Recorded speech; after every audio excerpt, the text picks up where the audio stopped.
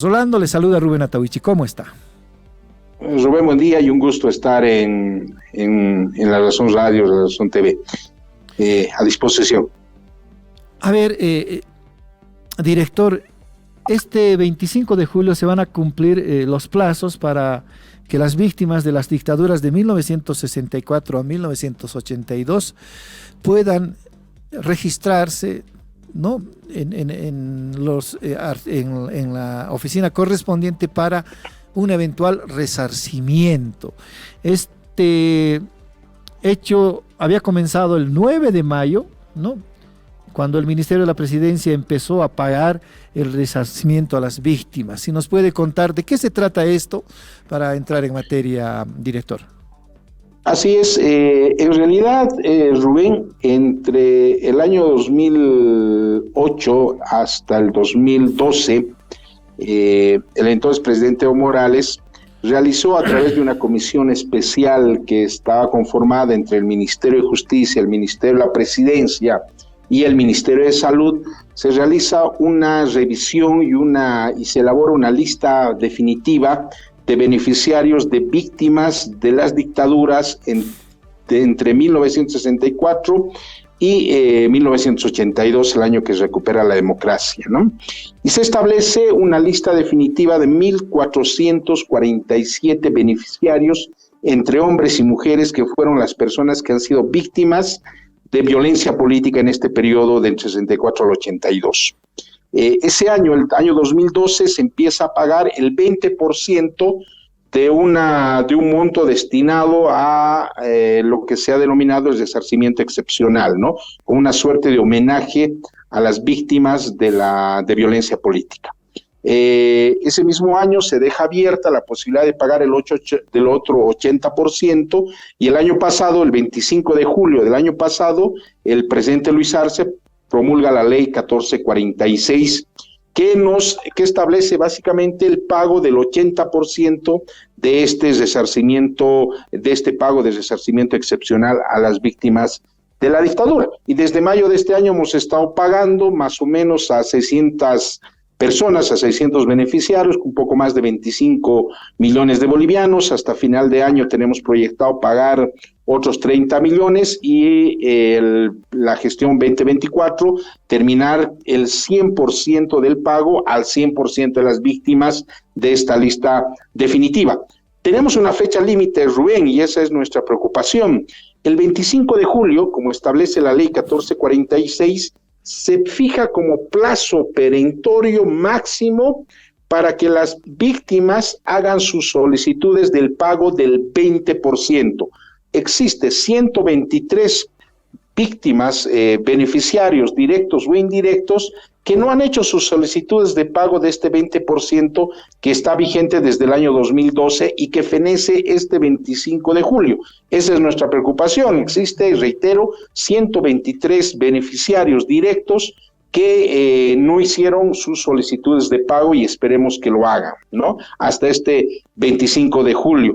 Reitero, este resarcimiento es parte de una política integral de reparación de las víctimas de violencia política, y justamente lo decías, ayer 17 de julio se cumple 43 años, y el 4 y el 5 de agosto fueron la masacre del Centro Minero Caracoles en la provincia de Inquisibi, que además es un pasaje de la historia muy poco estudiado. Fue una masacre durísima a los trabajadores mineros de Caracoles y a las poblaciones civiles aledañas a este centro minero, por una de las dictaduras más crueles, más sangrientas, pero también más corruptas del país. A ver, para entender, estas 120 personas víctimas directas de las dictaduras son el saldo de 2012, son de ese grupo de personas que recibió inicialmente el 20% de resarcimiento excepcional. Exactamente, existe, reitero, 123 personas que jamás hicieron llegar su solicitud de pago y se encuentran habilitadas en esta lista definitiva publicada el año 2012.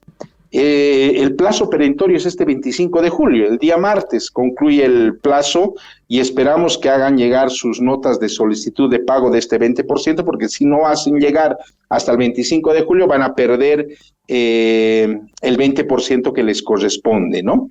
La forma de hacer llegar la solicitud es muy simple, ya que tenemos una lista definitiva publicada, reitero, el 2012, tienen que hacer llegar simplemente una nota de solicitud dirigida a la ministra de la Presidencia, mil disculpas, una nota de solicitud dirigida a la ministra de la Presidencia, adjuntando la fotocopia de carnet y el número de cuenta bancaria en el Banco Unión para que nosotros podamos hacer la transferencia de nuestra cuenta del Ministerio de la Presidencia a su cuenta individual. En el caso de beneficiarios indirectos, herederos, herederas, viudos o viudas, tienen que adjuntar, por supuesto, la minuta de declaratoria de herederos.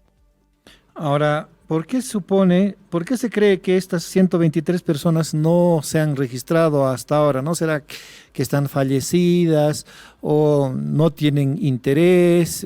¿Cuál es la hipótesis que tiene el Ministerio de la Presidencia? La ley, seguramente, o sea, no, nosotros no tenemos un registro si estas 123 personas, cuántas continúan con vida y cuántas no. Pero la ley 1446 establece, y nuestra reglamentación interna establece los beneficiarios indirectos, que en este caso llegan a ser los hijos o las viudas o los viudos de los beneficiarios directos. Por eso es que apelamos a los medios de comunicación para poder convocar a estas 123 personas que hagan llegar sus notitas de solicitud de pago hasta el 25 de julio, ¿no? Es un derecho, además reitero, es parte de una política integral que viene impulsando el gobierno del presidente Luis Arce. Ahora, ¿se van a publicar los nombres de estas víctimas en casos de que sea necesario? Sí, justamente el día viernes, jueves y viernes vamos a publicar en periódicos de circulación nacional las 123 personas que se encuentran habilitadas y que no han hecho llegar sus solicitudes. A través de la ley 1446 del 25 de julio, el gobierno ha dispuesto ya el pago del saldo de 80% a las víctimas de las dictaduras, 80% restante. ¿Cómo anda este proceso? ¿Cuándo se paga? ¿Cómo se ejecuta esto?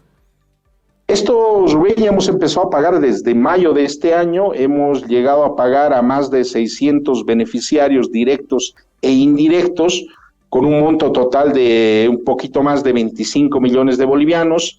Estamos programando pagar hasta final de año más o menos otros 30 millones, son a otras 600 personas, y a la gestión 2024 lograr pagar el 100% del beneficio al 100% de los beneficiarios directos o indirectos. Existen casos excepcionales donde hay conflictos entre hermanos o entre los padres y los hijos, que ahora son mayores y por supuesto les corresponde el beneficio. Esos conflictos familiares individuales no lo está solucionando ni el Ministerio de Justicia ni el Ministerio de la Presidencia. Una vez que resuelvan internamente, envían su nota y nosotros procedemos al pago correspondiente, ¿no? Salvo esos conflictos y esos casos aislados, estamos corriendo de forma regular con los pagos, que desde que nos remite el Ministerio de Justicia pasan unas 3 semanas y procedemos con el pago, ¿no? Solamente una puntualización, Rubén. En el caso de la ciudad de La Paz, del departamento de La Paz, las notas, los folders tienen que hacerlos llegar al Ministerio de Justicia, que queda en el Prado, unos pasitos hacia arriba de la iglesia del Don Bosco, y en el caso del interior, a cualquier oficina de unidades desconcentradas dependientes del Ministerio de Justicia.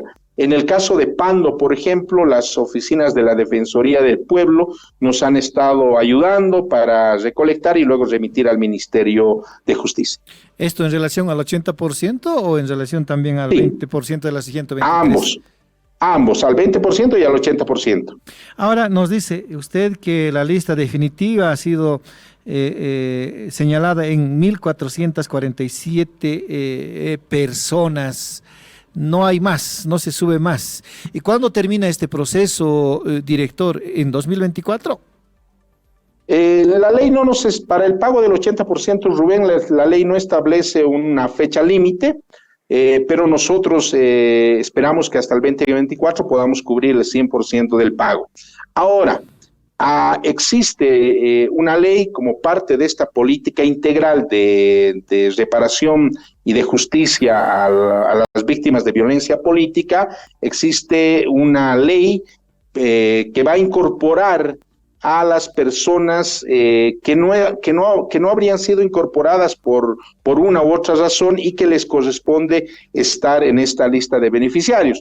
No sé si se acuerda, habían estado como 10 años unos compañeros en las carpas al frente del Ministerio de Justicia. Justamente el presidente Luis Arce este año firma un acuerdo con ellos, se ha elaborado una ley conjunta para poder trabajar en la incorporación, en la recalificación de las víctimas que por determinadas circunstancias no han podido incorporarse en la lista del año 2012.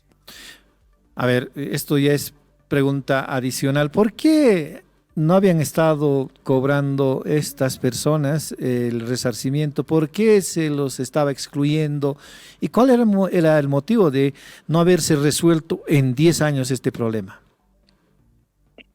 Hemos estado en permanentes reuniones desde el año pasado junto con la Dirección de Derechos Fundamentales del Ministerio de Justicia, con sus dirigentes, y se ha establecido, se ha podido identificar tres problemas básicamente que han impedido su incorporación. Una es la falta de documentación. Tú me dirás, es una contradicción. En la dictadura no te daban pues una visa, no te hacían pasar, te metían al avión y fuera del país o confinado en algún lugar del remoto del país para entonces. Pero existía organismos internacionales como la Cruz Roja Internacional que registraba de una u otra manera la lista de quienes eran confinados o finalmente exiliados de forma ilegal. Ese es un primer tema.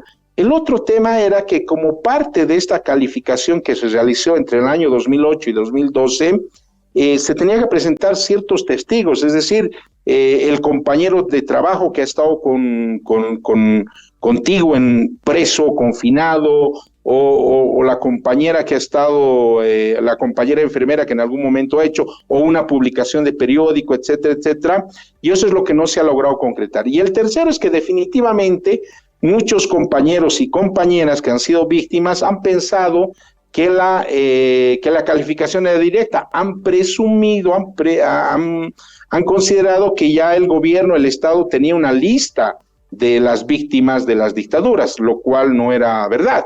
Entonces se ha identificado, se ha buscado rutas de solución, y una ruta de solución, por supuesto, es esta política integral y esta nueva ley que esperemos vaya avanzando en la Asamblea Legislativa para que las personas que no han logrado ser incorporadas en las listas y que les corresponde el beneficio del resarcimiento puedan incorporarse. Puede establecerse una comisión de recalificación en honor y en justicia, por supuesto, a la resistencia y a la lucha por la recuperación de la democracia. Sobre quienes estaban en lucha en el Prado.